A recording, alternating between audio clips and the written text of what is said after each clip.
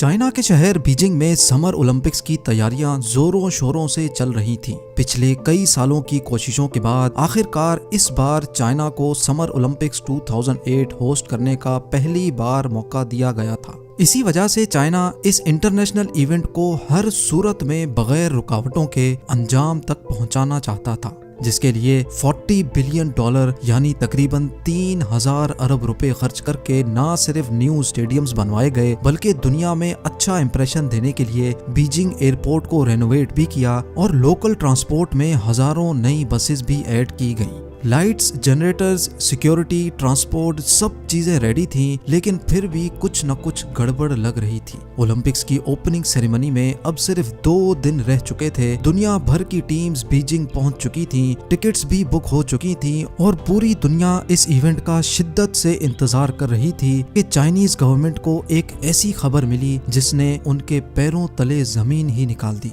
जी हाँ, China meteorological department ने Beijing में तूफानी बारिश की फोरकास्ट जारी कर दी थी, और वो भी ठीक ओलंपिक्स ओपनिंग सेरेमनी वाले दिन की। बारिश होने से पहले ही एडमिनिस्ट्रेटर्स पर यह खबर बिजली बनकर गिरी, क्योंकि जिस स्टेडियम में ये सेरेमनी होना थी वो था बीजिंग नेशनल स्टेडियम, और ये स्टेडियम ओपन एयर था। यानी इवेंट पर चाइनीज गवर्नमेंट की सालों की मेहनत सिर्फ 1 ही घंटे की बारिश की नजर होने वाली थी। अब इवेंट में सिर्फ 1 दिन रह चुका था। सारे एडमिनिस्ट्रेटर्स सर जोड़कर बैठे थे कि चाइनीज गवर्नमेंट ने एक ऐसा हल निकाला जिससे बारिश भी होगी लेकिन स्टेडियम और बीजिंग की सड़कें गीली भी नहीं होंगी। ज़ेम टीवी की वीडियोस में एक बार फिर से खुशामदीद। इस मसले से निपटने के लिए चाइनीज गवर्नमेंट ने क्लाउड सीडिंग नामी टेक्नोलॉजी का इस्तेमाल किया, और इवेंट के दिन ही जब घने बादल बीजिंग की तरफ बढ़ रहे थे उनको बीजिंग के बाहर ही बरसने पर मजबूर कर दिया, जिसकी वजह से इवेंट के वक्त आसमान बिल्कुल साफ हो चुका था। नाज़रीन, क्लाउड सीडिंग एक ऐसी टेक्नोलॉजी है जिसको इस्तेमाल करके दुनिया के किसी भी हिस्से में बारिश लाई जा सकती है। ये टेक्नोलॉजी काम कैसे करती है, कैसे अब इंसान के पास ये पावर आ गई है कि वो कहीं भी किसी भी वक्त बारिश ला सकता है, ये जानने के लिए जरूरी है कि हम पहले ये जानें कि बारिश होती कैसे है। बारिश होने के लिए सबसे अहम चीज है सूरज। जब सूरज समंदर की सतह को गर्म करता है तो पानी एवापोरेट होता है और गैस बनकर आसमान में चला जाता है। आसमान में जाते ही गैस ठंडी हो जाती है और वापस पानी बन जाती है। जी हाँ, पानी के छोटे छोटे ड्रॉपलेट्स मिलकर बादल की शक्ल बना लेते हैं। लेकिन इस बादल में ये छोटे छोटे ड्रॉपलेट्स आपस में एक दूसरे से जुड़ते नहीं हैं, क्योंकि ये ड्रॉपलेट्स पानी की प्योरेस्ट फॉर्म में होते हैं, यानी इनमें किसी किस्म के भी पार्टिकल्स नहीं होते। लेकिन जैसे ही इन ड्रॉपलेट्स का सामना मिट्टी के ज़र्रात या धुएं के पार्टिकल से होता है तो ये एक दूसरे से मिलकर बड़े ड्रॉपलेट्स बन जाते हैं और अर्थ की ग्रेविटी की वजह से जमीन पर गिरना शुरू कर देते हैं, जिसको हम बारिश कहते हैं। ये तो था बारिश का बेसिक फंक्शन, लेकिन क्लाउड सीडिंग से बारिश कैसे मुमकिन बनाई जाती है। क्लाउड सीडिंग टेक्नोलॉजी पहली बार 1946 में अमेरिकन केमिस्ट विंसेंट शॉफर ने डेवलप की थी, जिसमें सिल्वर आयोडाइड नामी एक कंपाउंड को आसमान में बादलों के ऊपर स्प्रे किया जाता है, जो बादलों में ही मौजूद छोटे छोटे ड्रॉपलेट्स को एक दूसरे से मिलने पर मजबूर कर देते हैं, और आखिरकार ये ड्रॉपलेट्स इतने हैवी हो जाते हैं कि वो बारिश बनकर जमीन की तरफ गिरना शुरू हो जाते हैं। लेकिन इस बारिश को सिर्फ रेन नहीं बल्कि आर्टिफिशियल रेन कहा जाता है।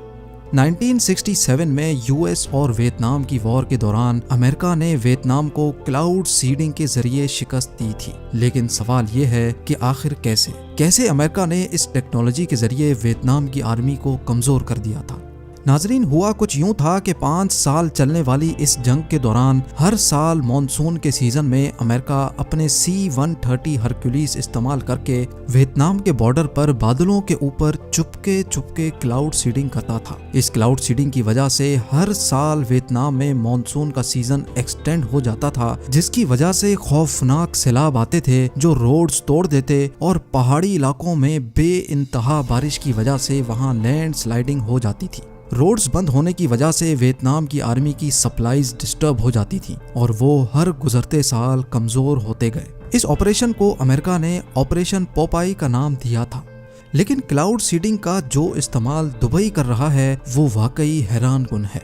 दुबई जो ग्लैमर का दूसरा नाम माना जाता है और जहां हर किस्म का ऐशो आराम मौजूद है, लेकिन क्या आपको मालूम है कि दुबई पीने का पानी एक एक कतरा कितनी मुश्किल से जमा करता है? क्योंकि दुबई में सिर्फ साल में 10 बार बारिश होती है, इसी वजह से यहाँ कोई रिवर्स भी नहीं बहती।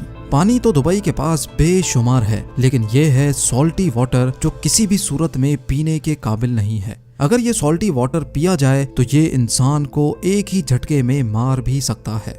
तो आखिर दुबई पीने का मीठा पानी लाता कहां से है? इसके लिए दुबई में बहुत जायंट रिवर्स ऑस्मोसिस प्लांट्स लगे हैं जो समंदर के पानी में से सॉल्ट्स निकालकर उसको पीने के काबिल बनाते हैं। लेकिन ये सब इतना आसान भी नहीं है। दिन रात चलने वाले ये प्लांट्स रोजाना लाखों नहीं करोड़ों लीटर पानी फिल्टर तो करते हैं, लेकिन साथ साथ बेशुमार बिजली भी कंज्यूम करते हैं, जिसकी वजह से 1000 लीटर पानी फिल्टर करने की कॉस्ट दुबई को $60 यानी 4500 रुपए पड़ती है।